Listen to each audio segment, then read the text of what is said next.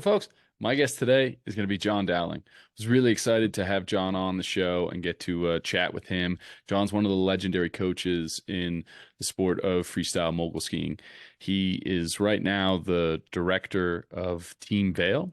He spent several years in Colorado coaching Team Breckenridge, Team Summit. He also coached for the Canadian national team.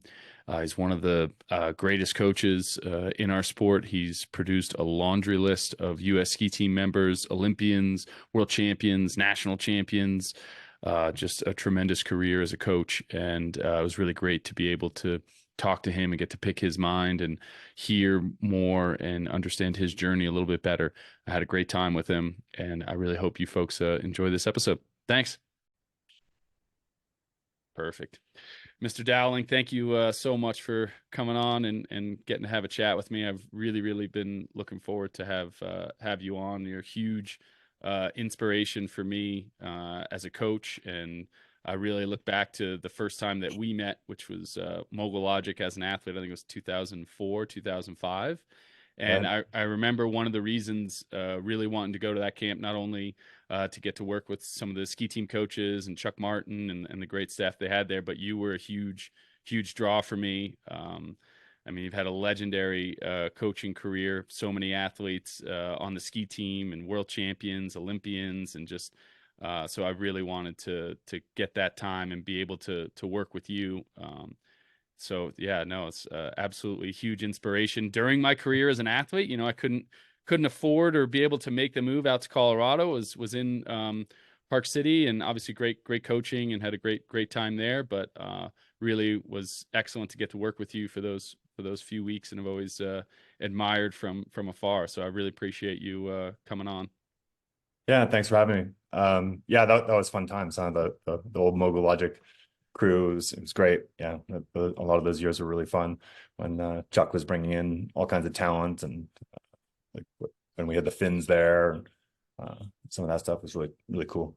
Yeah, no, it was awesome. I remember I got to, some of the off day activities. I get to see your competitive side, whether we be playing ultimate frisbee or soccer. I was like, oh yeah, John, he kind of has a Yeah, little bit of a yeah, cool and we would demeanor. But then, combine all kinds of crazy uh, like challenges that athletes had to do and things like that. It was pretty fun.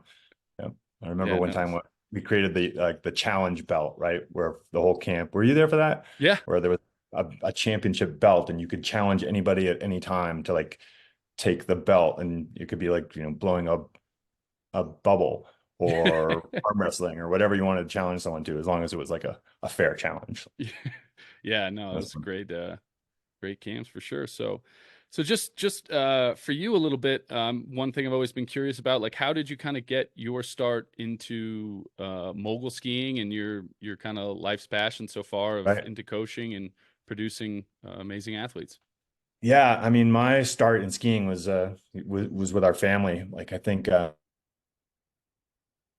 we got into competitive freestyle, or I think at that time it was like the master's program when we were like 11 and 12, or around that kind of age. And it was just like my family, we were a family of skiers.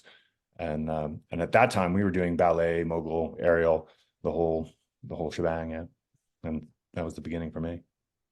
Gotcha. So what was it about? Because you did all three, and then when did you kind of decide that you wanted to make the turn into coaching? Yeah, so I started coaching actually like around the age of 17. I think like Bobby Beauregard and Lisa Beauregard's dad like hired me to like come out and do some coaching for those guys down at Loon Mountain, like on a weekend or something like that. And and then and then from there, I think that year I was 17. I was on like the junior world team Okay. with Nelson Carmichael and a couple other guys, and even my younger brother Tony was on the team at that point. And then and I think in that last season I got a little bit injured, and I was going to college, and so that was kind of the end of my like competitive career. Hmm. But right away I got into coaching on weekends, and I took my first couple winters off from school, and started judging and coaching. And then I think I did one winter at Dartmouth, and and it was pretty miserable. And I was like, I don't know if I'm going to be able to do like a regular kind of a job. I needed to be outside in the winters, and I love coaching. I love working with the team. That's So awesome. So right away, I started went back. there. Yeah. Uh, so after I graduated college, I went back and I was a full-time coach right away at Sugarloaf. Okay. Gotcha. That's really cool. So then what spurred the jump to head out west? How long were you coaching at Sugarloaf before you Yeah, I made the was there move? a couple years, and then one year, I think it was like 88, we went out to Breckenridge for national championships, Okay. and my brother was competing and my sister was competing, and I went out there with my parents, I think, and I'm not sure if I was coaching that one or just visiting that one. Hmm. And and it snowed 7 feet. Oh, I was coaching, yeah. And it snowed 7 feet that week. And I was like, I'm never going back to Maine. And so like the next year I moved out and started up Team Breckenridge. Wow, very cool. And for those that kind of don't know, at least me growing up, I mean, when I started to get into the sport, you always kind of heard about Team Breck and just the strong talent that they had in the mid 90s. And I have a bunch being a mogul nerd and being close to USSA, I actually have a bunch of the old US like media guides. So I Yeah. have like the 98, 99 Yeah, I've media got like guide and posters and stuff around here too, like from all those World Cup years, because Breck like was Dave Paris and the marketing team there really pursued the World Cup, and it was kind of their event, and they Mhm. did like a 2 hour program that was on network television, and and they had this great presence in the freestyle world, but they really didn't have a program. And so when I came out, I was hired by Jim Reinig with Team Breckenridge, and Scott Rawls was hired at the same time, and that was kind of the beginning of like Team Breck. Very cool. Yeah, it's funny going back and looking through those media guides because you look through and you're like, okay, that's Team Breck. Okay, Luke Westerman, that's Team Breck. That's another okay, like Team Breck. Yeah, yeah, there I was a have a bunch of list that them. Yeah. there's a bunch that came out and came out It to was work so with you interesting guys. because, I mean, everybody thought as Breckenridge as this kind of mecca for freestyle and wanted to be there, but there was nothing really pre-existing. Like just holding the event made, kind of the foundation of what became Team Breck and that hotbed of talent and, you know, Mhm. all the athletes that came through there. And so I'm sure, I mean, how much has that kind of some of your coaching philosophies and some of that stuff, I mean, changed since that time period? I mean, obviously, like in my small time as a coach, like I know that there's a ton that I've learned and mistakes I've made over the years. I'm like, oh yeah, let's not do that again. Or I mean, what Yeah. kind of time was that? Because you have a I mecca mean, of talent and yeah. all these people kind So of it coming was in. it was a different world, right? At that time. I mean, there was a lot more uh like there was a lot more adult type people who are, basically like, I'm the toughest guy or girl on the hill, and I'm just gonna like, it was like bull riding almost, the sport at that time. But there was also youth that were coming in and being in programs, but it was a pretty like interesting mix of like, these guys. Oftentimes like the top competitors would be guys like Rick Emerson was competing regionally at that point, and he had to be like probably 25 years old because Okay. he was doing like a 2 year pro amnesty because he'd been a pro skier and he couldn't compete uh, at the World Cup level. Ah, So he had to okay. do 2 years. Like, so he's like an adult, and guys like Scotty Hall was an adult, who had moved out, like he finished high school and moved out from Minnesota, and like the Iceman, Ian Hamilton was there. He was like helping Eric Mamula build a bar there in Breckenridge. So like we had this like kind of adult crew, and then we had a bunch of younger skiers who were just kind of coming up, and it was kind of a wild mix. Yeah, I can imagine that's a big gap of athletes and personalities to kind of be able to deal Yeah, with. But but it how was did really they get? fun. Yeah. Yeah. And that for sure was kind of like, that was my first time being a program director, and that was where I kind of like, you know, created my, outlook on coaching and what you know, and I think a lot of the coaching ideas and my approach to coaching was actually pretty similar then to now. Like Hmm. I was coming out and having been at CVA previously, like I'd worked side by side with the Alpine coaches there, and then coming out and working next to John Leffler at Team Breck, like I I really always had a lot of appreciation for the Alpine mentality and felt pretty competitive with those Alpine guys that I wanted to work as hard and know as much as those guys and maybe more, you know. Mhm. So that was my approach. Yeah. Interesting. Yeah, that's interesting to see. It's interesting to see how much it's kind of intertwined in some different areas. How it's become, freestyle is a little bit less kind of free than it used to be in some certain aspects. It's definitely more dialed in, and you don't have people going out most nights before competitions, or Yeah. it's a little bit. Oh, I got to watch my sleep. I got to kind of be not drinking during the winter, and a lot of those different things compared to back then. There was definitely a little bit more free to it.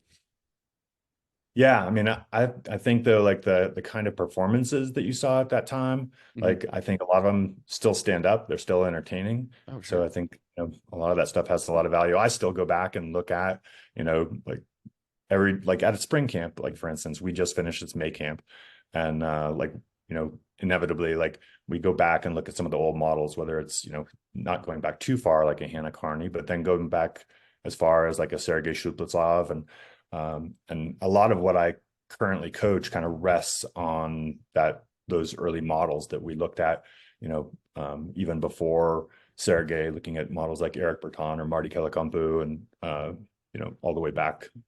Hmm. That foundation is still there somewhere. Yeah, I mean, it's interesting to see how a lot of how the courses have changed, made the skis change, made a lot of those different turnstiles. I was talking with Chuck Martin the other day, had him on, and was chatting with him just about how if a lot of the athletes nowadays, or at least that I've worked with like recently, it's kind of just like, all right, this is it. Like, do you just tell me what to do? I'm like, well, what do you want to do, like style wise? What do you? And a lot of them don't have much of like a base of like the history of the sport, so they have like really no idea. Like, oh, I'll just do whatever you tell me to do.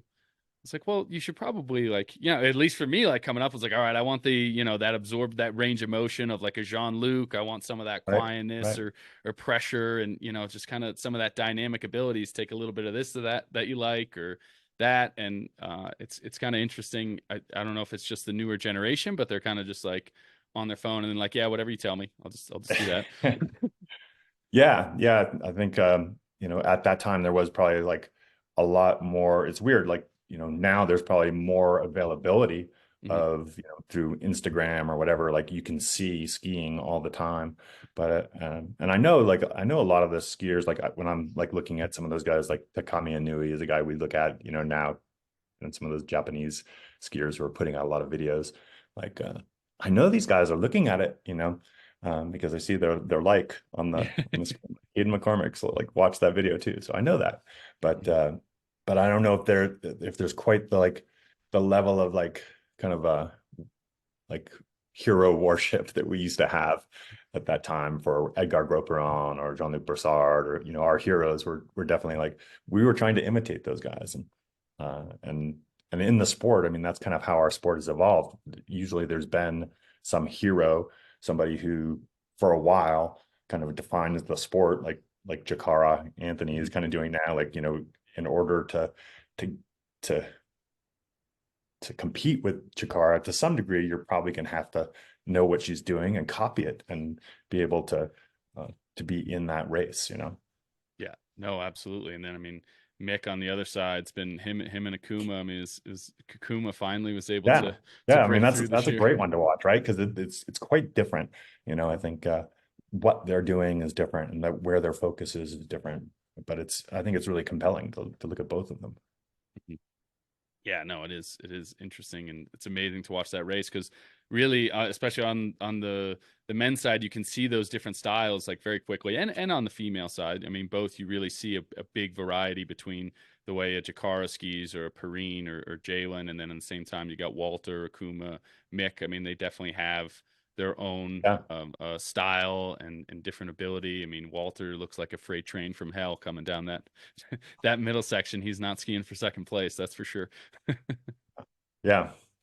Yeah. I think there's a fair amount of like different styles there. I mean, And hopefully athletes are looking at it and kind of making their choices, and coaches as well. Like what what do you want to have as your technical statement? Like, what I think when you watch somebody ski, I mean, really a lot, you're seeing their ideas. Like, you can watch somebody and you can say, okay, here's the idea. I understand by watching them ski what they're thinking, what they're trying to project, and you can tell.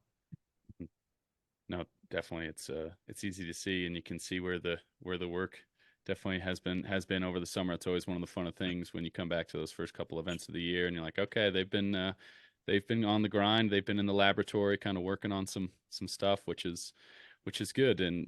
So how much would you say it's kind of changed in the fact with the aerial kind of components of it?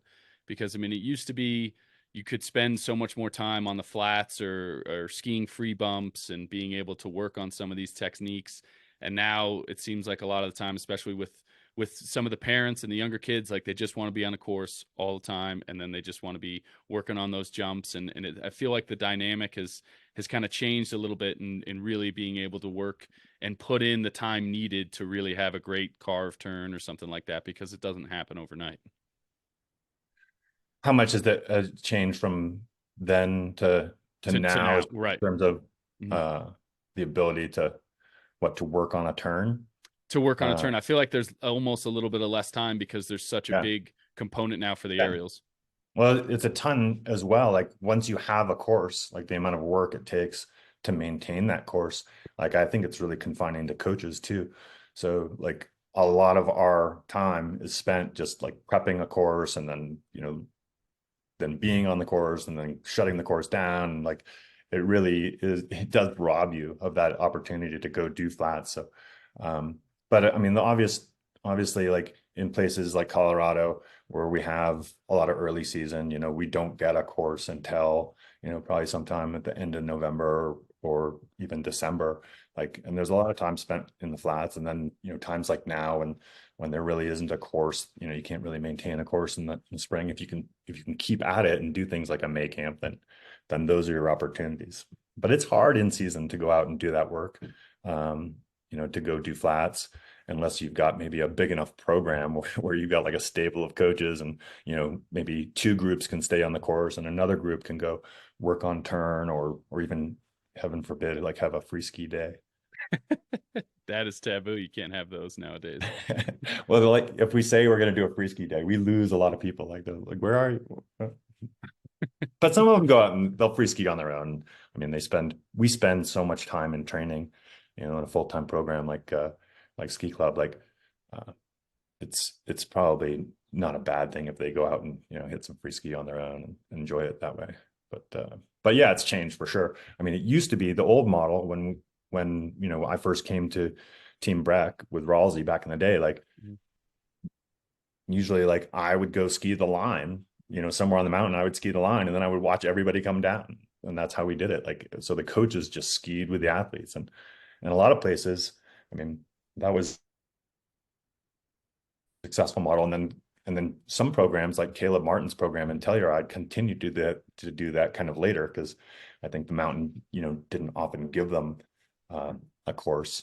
And you could see, like, the that the skiing, like, that Caleb was doing, was rubbing off on his skiers, and he was like, they were getting that turn DNA like passed along. Which Yeah. is pretty cool. I mean, and that's definitely a lost piece. I wouldn't say, and now it's harder to have that kind of like absolute, like ski turn lineage, where like my skiers ski like I want them to, or like I would demonstrate, because the program's gotten a little bit bigger and things like that. And I think a lot of the like more successful programs are big enough that it's not just like a small root cadre, where Cooper Shell's out there like with his group of five guys, and they're all skiing like Cooper wants them to. It's it's, Yeah. it's not quite that same, uh, yeah, like a distinct turn style that's being passed along. Hmm. No, it definitely. I mean, it definitely seems like it can be harder. I mean, it's tough on the top level. I mean, one thing knowing though, I mean, you see those Vail skiers that have come out and that you've produced over the years. I mean, most of them have definitely a distinct style and just fantastic skiing. I mean, what are some of those principles that you think have rubbed off on them so well? Because Yeah, I definitely. mean, for us, we've tried to have like, I've been around and kind of at the head of things for a long, long time. And then Mhm, there was a bunch of years there where like when me and Riley Campbell worked together, like he was an athlete that I had coached and then he coached with me. And I think, that was like during that whole period when we had a lot of those guys, whether, from Dylan Walzak and the Andringas and Tess and Hunter Bailey and all, like there was a ton of consistency in our messaging at that point, like the language that we were using, um, and uh, and the approach, for technical concepts, and what we were looking at, and a lot of the models, a lot of it had to do with the models that we were looking at. Like at that time, I think when Riley and I kind of first with that particular group at that time, I mean, it was different than what, maybe Rawls and I did together at Team Breck, but we were looking at like Jeremy Coda at that point, like and we were looking at Shane Cordeau and a lot of the kind of skiing those guys are doing. It's just simple stuff, like putting your tips into every bump, just like, how does that work? How do you get to that point through like your technical approach and through drills and then backing it up uh, in the bumps. mhm. Yeah, no, it is the little things that can make the biggest difference, but it sounds like that consistency has kind of always been there with you though. I mean, as the athletes, like I said, there's a laundry list of athletes. I mean, what would you say are some of those attributes that you have that are unique to others that you're able to give them that they're able to go out and achieve such success?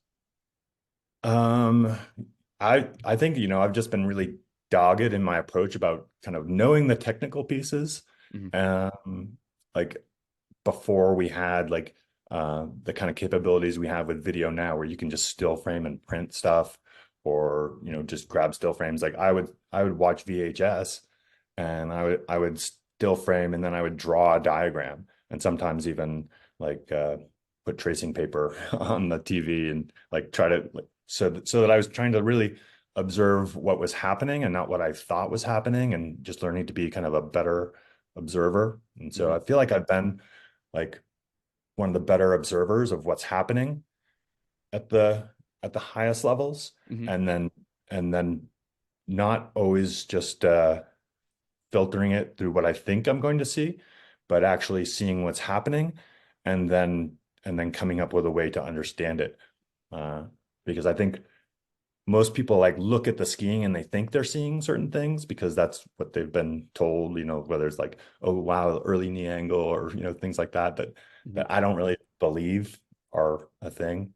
Like for instance, like knee angle, if you think about the way a knee is designed to work, like it only flexes forward and back. It doesn't flex to the side. So Right. anything that's called a knee angle is actually like a hip rotation or displacing your feet to the side, which again is going to be like a hip rotation. So like a lot of the terminologies that's out there the people that have been handed down make people think they're going to see something. They think that's what's happening. Hmm. But unless you really observe it, you don't know what's happening, And I think I've been a better observer than most. Hmm. And so that's so being able to observe that and understand, like, has that kind of helped? Because I would say you've done a great job of also like having the athletes like evolve with the sport. Like as the sport has changed, you haven't Right. been Yeah, stuck with like, hey, this is how we skied in 1985 and this on a absolutely. pair of 210s. Like, could you say that that ability to kind of observe has helped you evolve with the sport? Yeah. I mean, obviously things change. Like I think, 2006 was a really interesting turning point in the sport where up to that point, the Finns had been really dominant in the US team really up till that point was like super that was like probably one of the strongest times. That was the strongest time for I think Hmm. from like 2003 to 2006. That was kind of the heyday for the men's US team. Yep. Um, and that's where at the Olympics, Dale Begsmith came out and skied a run that was like a second and a half slower than Toby and 2 seconds slower than Miko, which were, second and third place. And it was like, and I was like, I mean, I don't like that as well, but I have to understand what it is because all of a sudden that's what's winning. Hmm. So I did a big, like it was hard for me to look at to watch Dale Begsmith and watch that again and again and to figure out what it was because frankly I liked Miko's skiing better. I understood it better and I thought it was more ballsy and Toby's run like was also like faster, bigger, you know like more of that like just hard charging and technically like those guys were skiing a better path, Hmm. right? They weren't Yep. letting the ski do as much of this. Those guys were like running the ski. Hmm. And technically, from a standpoint of what the ski does, they were better. Now, maybe, Begsmith made fewer errors and his contact was better. Maybe his timing, looked like what his body was doing, kind of had uh, a cleaner aesthetic. Sure. But for me, it was hard to figure out, okay, now I have to figure out what Dale Begsmith's doing, even though I still kind of like those other performances better. Yeah. Well, I think the tough part for Miko, because I think Miko came out of like 18th place or so. He came super. I mean, he had an unbelievable run, but I don't think he qualified. If I remember correctly, I don't think he qualified super high. I think maybe they had top 18 made finals, and he was in like 16th place, and he just Yeah. had an absolute. I mean, the run was Yeah, it's fantastic, but incredible. he's came from super. It's kind of like Bloom's run in 2003 at World Championships Deer Valley when he finished in second, which is still one of my favorite middle sections ever. But he came, I know he qualified in like 14th or something, and Miko was in Right. first. Miko won, and I mean Bloom had a great run, ended up finishing in second. But I wonder how much that kind of and all. I mean, I feel like part of Mick's run to dominance and having him on the show and kind of part of that evolution was the addition of the super final kind of took Right. away that 16-1 or those few Right. times where you have someone that just goes balls to the wall and has an amazing run where there's definitely a lot more strategy that kind of starts to become involved. Yeah. Yeah. I think it's really, I mean, there's a whole interesting conversation to be had about competition formats and like what it means. Like, if on a day of competition, if the best performance that day doesn't win, what does that mean for our sport? Like maybe the best run of the day, the best performance happens in the first final. Like, Hmm. and that doesn't win. Like, what does that mean? What does that say about our sport? I guess is kind of an interesting question. Yeah, no, absolutely. I mean, you've seen a bunch of those runs. It's definitely made it a much more interesting challenge to kind of decipher. And there's Mick has done an unbelievable job, and it's really interesting to talk to him and to listen on, how much a lot of those top guys are paying attention to what everyone else is doing. Yeah. There's no doubt everyone's knows kind of what's going on and what do I need to do. I think that was one of the things from Mick was interesting. I don't think if he knows he needs an 82.3, he's going to ski an 82.3 run. He's not going to ski an 87 Right. or whatever. He's going to do Yeah. Yeah. I mean, I'm his. sure he's got it like figured out to a whole other degree, him and his coaching and what like I think Rob Kober kind of like, you Mhm. know, has made a great career out of that kind of analysis of uh like the breakdown and points of like even what those guys I think we're looking at like on top airs, like how much time they're spending in the air and bottom air, like in order to get the score. And uh, and then, for me, more at like a regional level, it's been, or even, just approaching uh, World Cup level, it's been more about just managing performance for individual athletes so that you're building performance through the day. Like that was kind of what we worked on with Casey Andringa at that time when he made that run to the Olympics was, you know, prior to that, he won a lot of contests in the qualification, but then if he'd had his best run in that first round, then it like what was he going to do for an encore? And Mhm. you could almost count on if you had you hit your top level that you're just going to fall off it. So just learning to build performance was what we were working on there. And I'm sure at the World Cup level, I mean, everyone's doing that to a higher degree. Mhm. No, definitely, and being able to peak at the right time. I mean, it's definitely critical, and it's amazing to see at that level when you're able to get those guys to know, and it's definitely a fun feeling to see when they get to succeed. What are I mean, talking about success a little bit, but what are some of the I guess no one really likes to talk about the failures, but some of those bad failures that kind of you really learn from that have kind of helped propel future success that you've kind of been able to take away? You know, failure wise, like uh I mean, I've been fired a couple times, if that's the kind of thing you're talking about. Uh and I think mm, you know, uh, it's hard to say like sometimes the thing, if I got fired for it or I lost my job over it, like I guess uh it I don't know if it's necessarily a bad thing. Like maybe it just wasn't kind of the right situation for me, Sure. you know, Yeah. like uh and I was still like, I guess like when I've been able to kind of stay to what my strengths are, Hmm. uh then I've been more successful. And anytime I got like too pulled away from that, um, I wasn't as Yeah. successful and not as happy either. You know, so there was a Interesting. couple of years like for instance, when I coached with Canada, like um that was a tough situation for me. I was coming in and working with a team of like, really veteran, accomplished athletes. And I was used to, working with younger athletes and having a ton of direction in what they were doing. Hmm. Um, and, coming in and starting to work with Jean-Luc, like, um, it was hard for both of us. I think like at the beginning of that, I wrote like a letter. I think everything was moving by snail mail mostly at that time. Uh, I wrote this like 20-page letter of like my ideas on technique and what I thought Jean-Luc had to do. And it was like, it was totally the wrong thing. It was not going to happen. Hmm. And it just got us off on the wrong foot. And I don't, that relationship like never turned itself around. And it's just like that I did, uh, I guess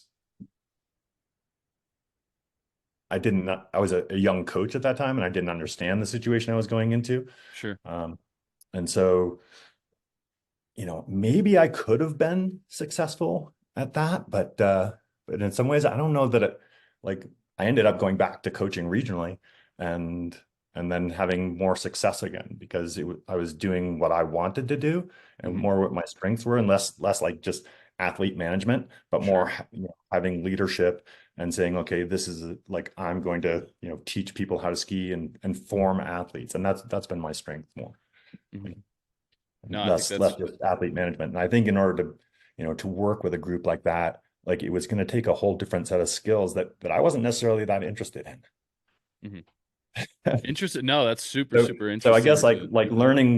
learning what my strengths are and what I want to do, Mhm. um, had a lot to do with it. Like it was a job that like, you know, would have been probably, could have been great and could have been successful, but uh, I wasn't happy trying to do that. Right. Hmm.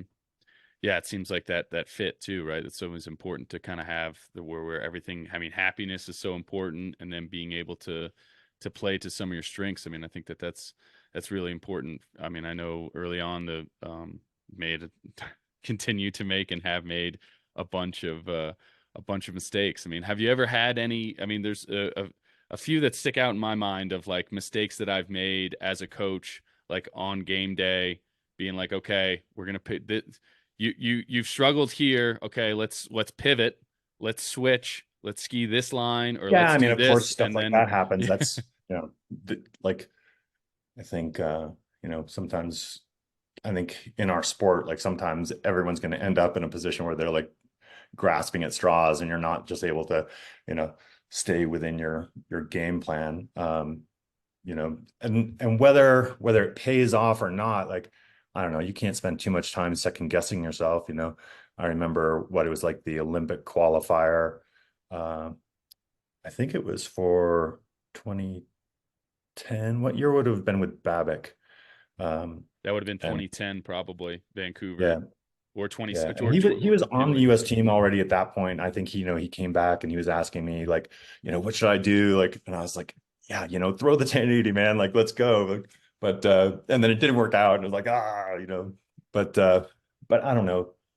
I mean, you can't spend too much time like second guessing yourself in that moment.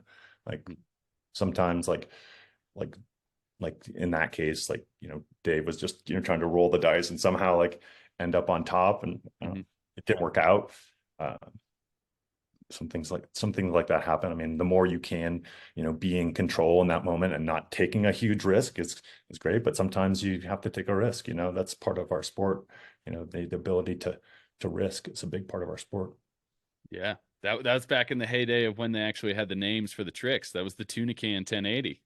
Yeah, yeah, Westerland had the Hucklebuck, I think is what he yeah. called That's his great. Hucklebuck with the donkey kick. the Hucklebuck with the donkey kick. Yeah. Back before it's all just now cork 7, cork 8. There's no none of that kind of freedom to, oh no, mine's a little bit different. Mine's the tuna can 1080. Yeah, He was doing that on those he had those Fatipus skis, right? yeah, yeah. That might have been a mistake. That might have been a mistake. But no, yeah, it's interesting to hear and learn some of those stories, because I feel like that probably has helped you kind of, like as you say, like play to your strengths and know that moving forward, and the continued success that you've been able to have in producing just a great level of a talent and athletes. And it seems like you've had a fantastic relationship with Vale since you started there in 2012, I think. Yeah, yeah, I Yeah. think that was the year. Yeah. Yeah, and I'm continuing, like I'm continuing to work with Vale. So, Mhm. right now I'm looking at a 2-year sabbatical, and but I'm still with Vale, and it's been a like really productive scenario here, I think, for a lot of athletes and for the coaches. And yeah, it's like the priority here has been to provide great coaching to athletes, and I think we've been able to do that, and a lot of athletes have seen the success of that. Yeah, no, absolutely. It's definitely seen across the U.S. and definitely across in international competition. You definitely see like, okay, there's another kid from Vale, and you can see some of those you know tactics and skiing techniques that they've learned from that system and from you and the coaching, because it definitely is a great uh, technique. And Dylan's one of the best skiers in the world. Lemley's unbelievable. Tess, I mean, just recently on tour, it's fun to watch those guys get up and down the hill. Yeah, yeah, yeah. I think, like going back to that Babbitt, and like that moment, like it's definitely become like, and maybe it always was more, about just like levels of performance and being able to have a lot more control. But I think at that time it definitely seemed like it was more about like who could just have a like who could risk it and walk away with it. Um, but now it seems to be like a lot more controlled. Like even at the top level, those amazing runs that people are having, like they could do that again and again and again. Hmm. Yeah, that consistency is definitely, and I think that's part of the dominance of Mick. Like that's what's needed from those guys. I mean, I think it's been interesting to watch Akuma over the years try to come and take him off the throne, but you have to have such a level of consistency. It's one thing to get a one off here or there, but over the long term of a whole season with all the stops and ins and outs, it's definitely a tough Yeah. Well, you see it challenge. in just like one dual event, right? Hmm. Where people have to throw down 5 runs back to back. And Hmm. a lot of those top men, for instance, are, each time throwing a cork 10 on the top. So for you, who are some of those inspirations kind of along your career or getting into coaching? I mean, who are some of those people that really helped you or have kind of inspired you along the way, whether with philosophies or just life in general? Yeah.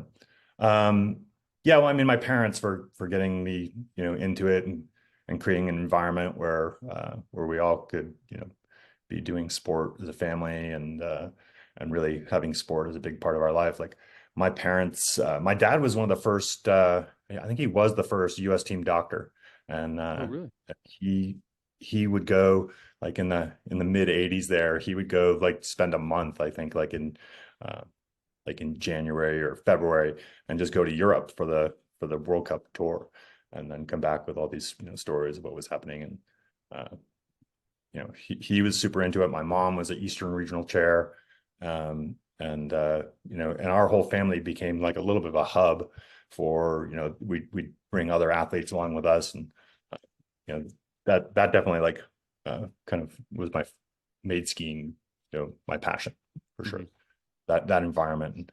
uh, and my parents like investment in their, in all their kids and in the family at that time.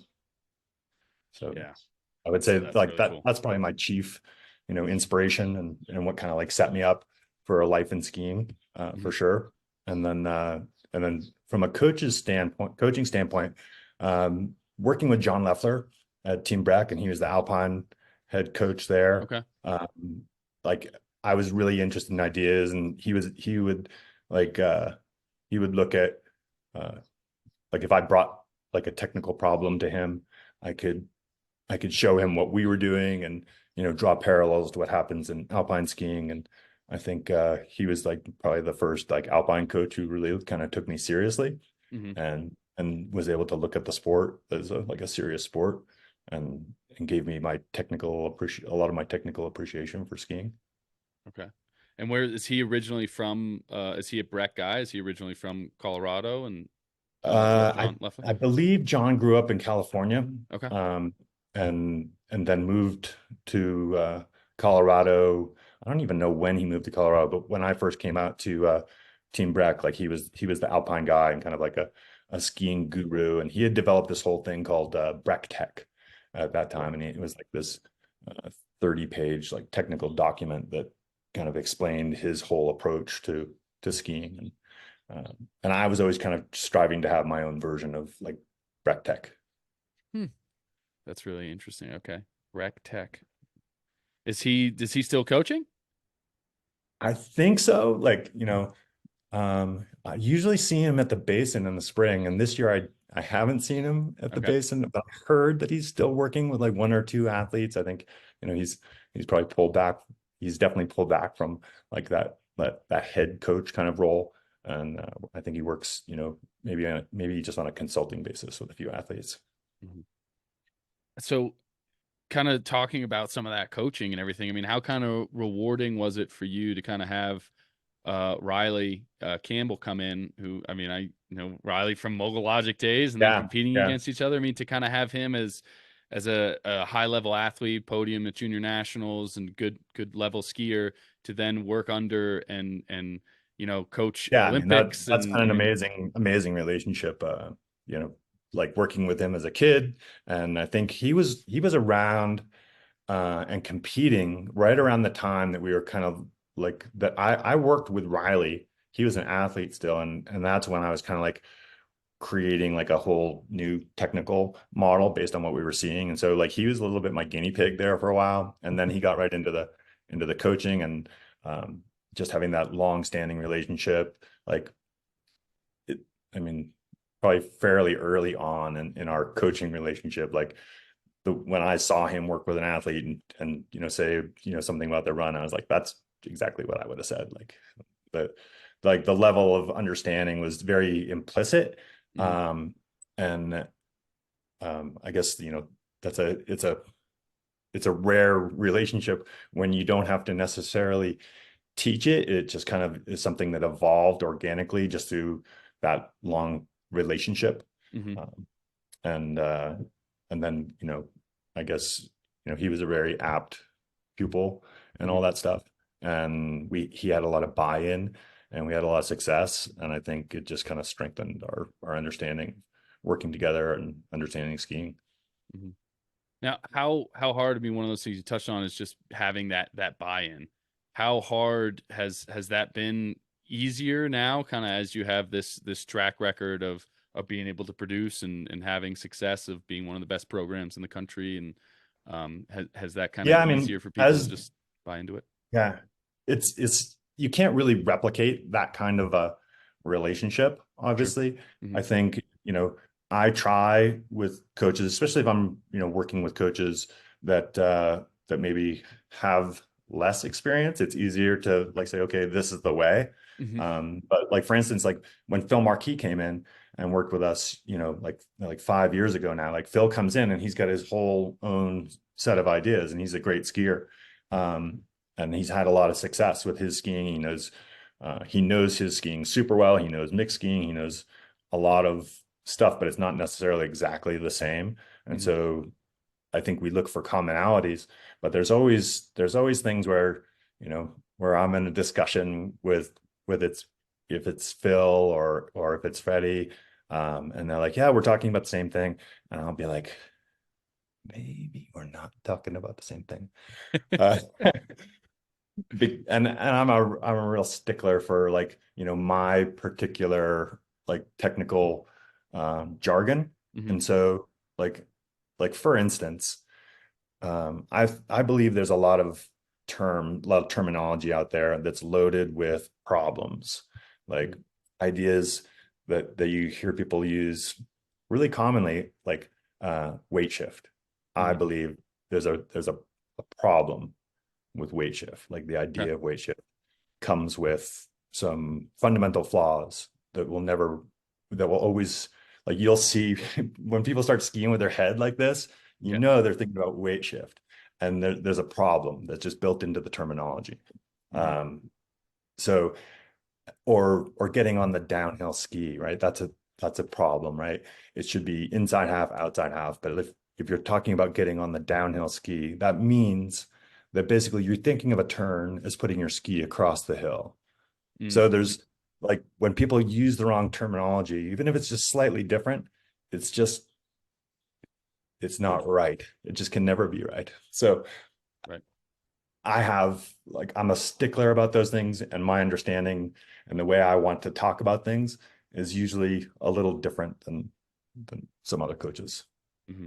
No, it's super, super, super interesting, and it's one of the things that have really been able to kind of take away, and a lot of the reading and stuff that I've done just about verbiage and the communication between the athlete and coach, because it's interesting, like how you say one thing and then you're like, okay, well, how did you experience that? What did you think? What I just told you? What did it sound like to you? And it'll be like, okay, this was nothing like what I was trying to get across, so let's Yeah. break this down and be able to figure out what works. Yeah, like coming up with a really common understanding for what you're talking about is it's hard, right? I think it's and sometimes maybe I think the way that I've tried to coach it also is using models and then being able to like look at the models and say, okay, this is what's happening and here's how we're going to describe it. The more I can do that, watch video uh, with groups of athletes or coaches and talk about the terminology we're using and how it plays out in real life. That's that's probably the best I can do with that. Yeah. Hmm. And then it's all, it's interesting to be able to get in and try to get their feeling on it, right? To be like, okay, what like this is what I'm trying to explain, but and I think like this is how it should feel, or at least this is how it feels to me. So, Yeah. I and think just being able to get that light bulb. a lot of the athletes who can get there, Hmm. they I feel like sometimes they focus a little bit less on what it feels like Hmm. sometimes. Yeah. This could be wrong, but they just do it and then they let it.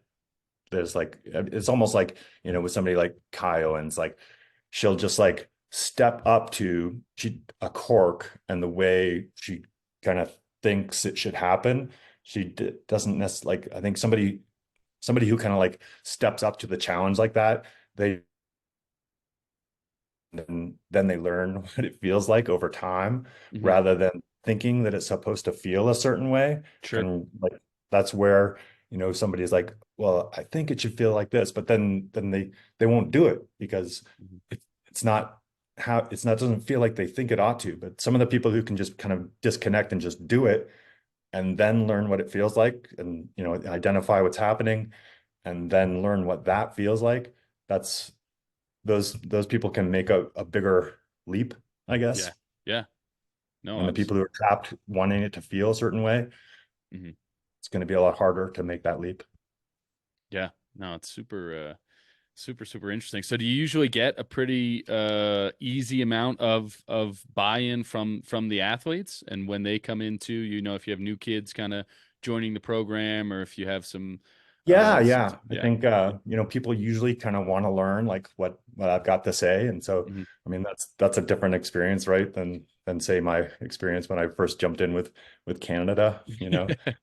I'm used to being in that position where athletes are coming to work with me or to, to work with our team, and they want to learn what it is we're doing. And so Mhm. I think it's lucky. It's better than, being you know, a seventh grade math teacher where they have to be there and they don't necessarily want to be there. It's probably a more difficult Mhm. position.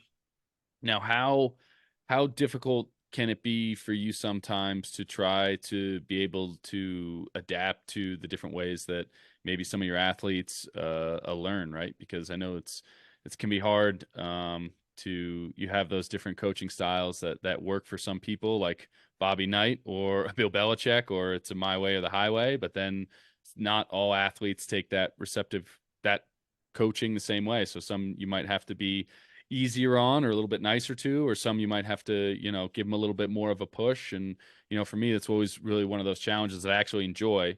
Like, okay, what's it going to take for them to get the light bulb and be like, oh, okay, now I got it. And then you see this big burst of kind of um, movement in the right direction. Yeah, that's an area where probably I still have some learning to do. Like I definitely, kind of approach it from like uh a the from more of a technical standpoint, and then I'm trying to like pass along those technical pieces. Hmm. And then even like in laying out the programming, like, we've got a pretty, especially in our full-time programs here, it's a pretty intensive piece of training, and we're mostly trying to just make sure that people are like on program, and then keeping I don't know, getting the level of commitment that it requires and the level of effort it requires to keep up with that is hard. And we probably do see, you know, uh, more. Well, we see some attrition. I don't know. I don't know. It's not a piece that I've worked on a ton. Hmm. I would say that's probably a weakness. Yeah. Gotcha.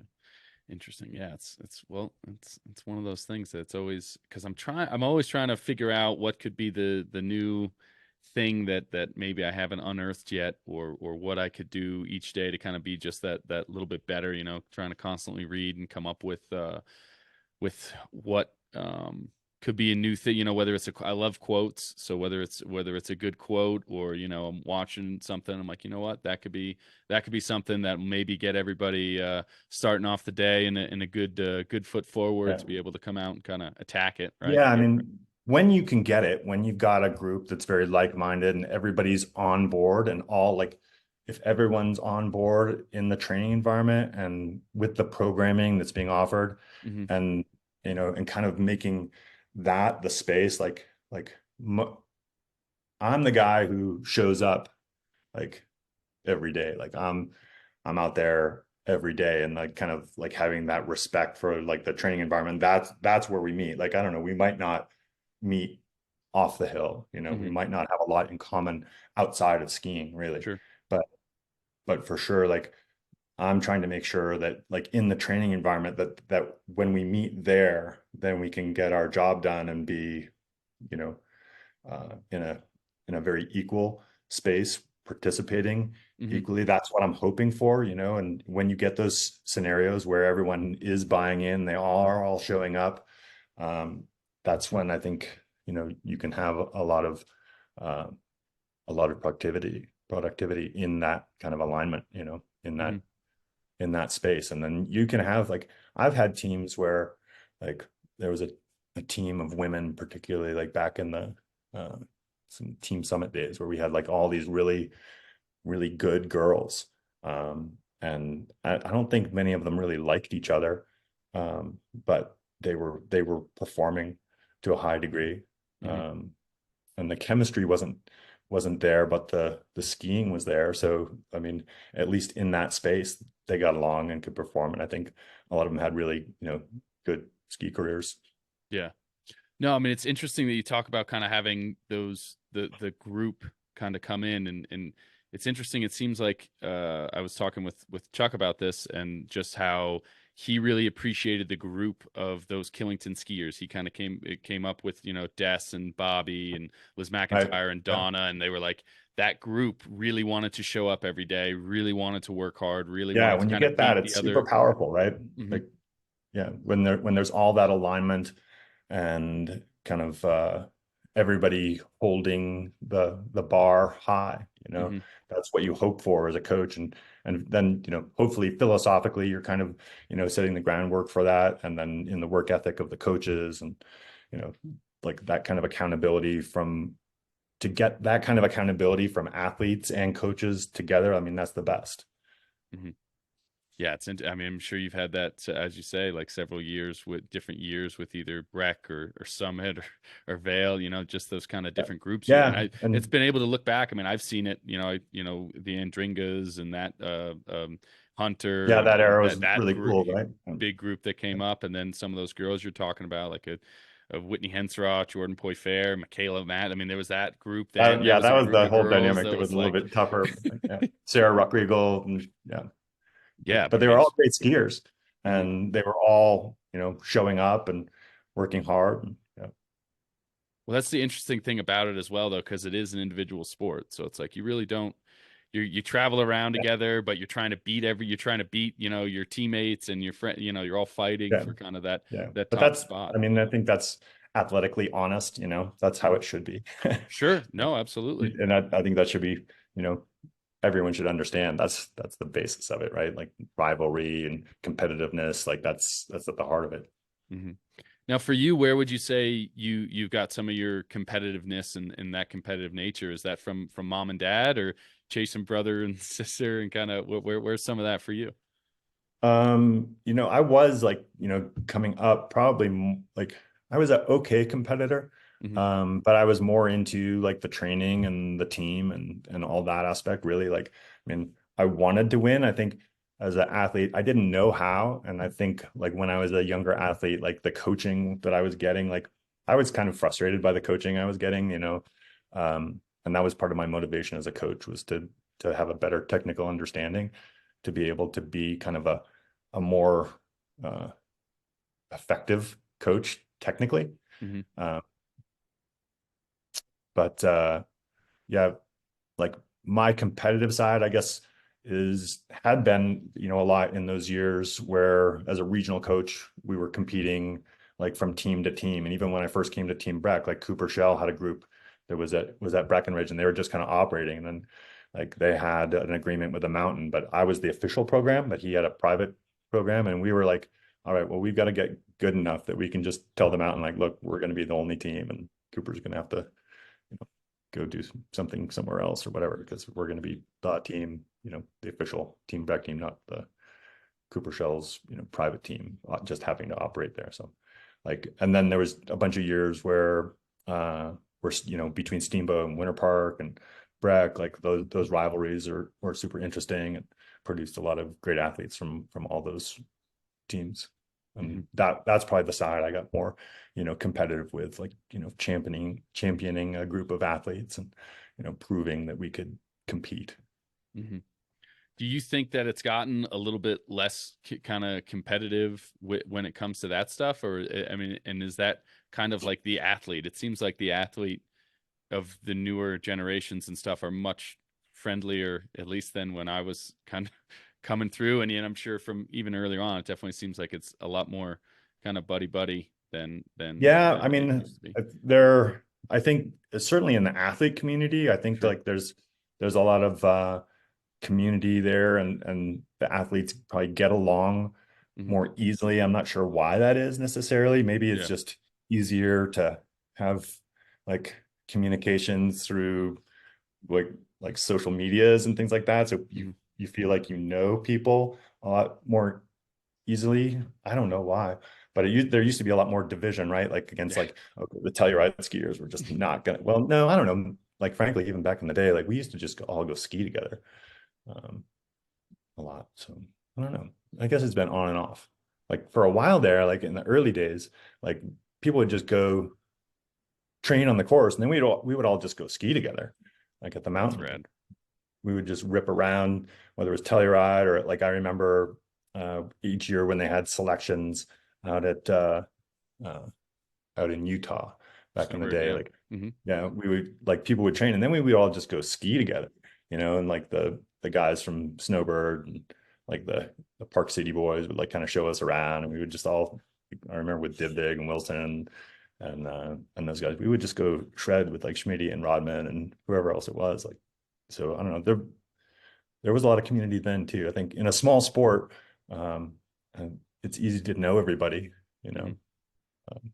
But there have been times when it has been like a little bit more, our team against their team. And like certainly when I came up as a kid back east, like the kids from Sugarloaf like wouldn't hang out with the guys from Killington. But I don't know.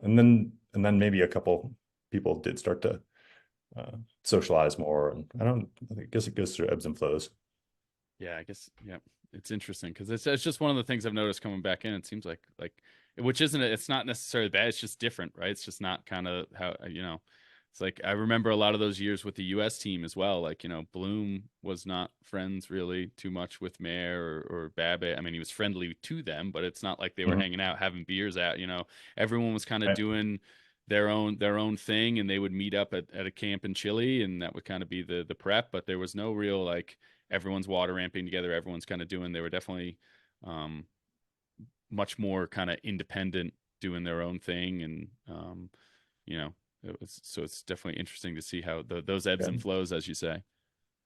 Yeah. Yeah. I mean, it's interesting now, like especially um what there's guys like Emerson now, I think, is he heading the program at Wasatch, and he's like Mm-hmm. a former athlete of mine. And like Mm-hmm. Michaela's at Park City, and I worked with Michaela as well. And uh like Chris Pepe is a guy I coached too at Killington. So I don't know, maybe I mean the community's small, so we all know each other pretty well here. Yeah, no, it's And all I guess with people being around long enough, it's maybe hard to hold a feud too long.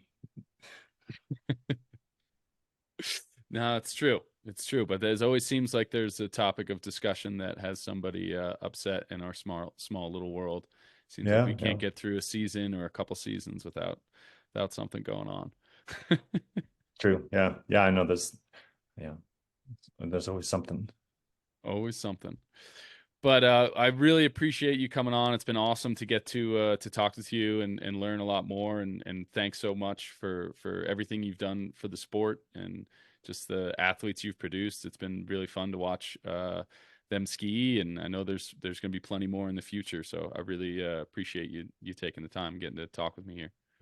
Yeah, my pleasure, Bobby. Thanks for having me on. All right, I'll talk to you guys later. Thanks. Bye. Okay. Bye.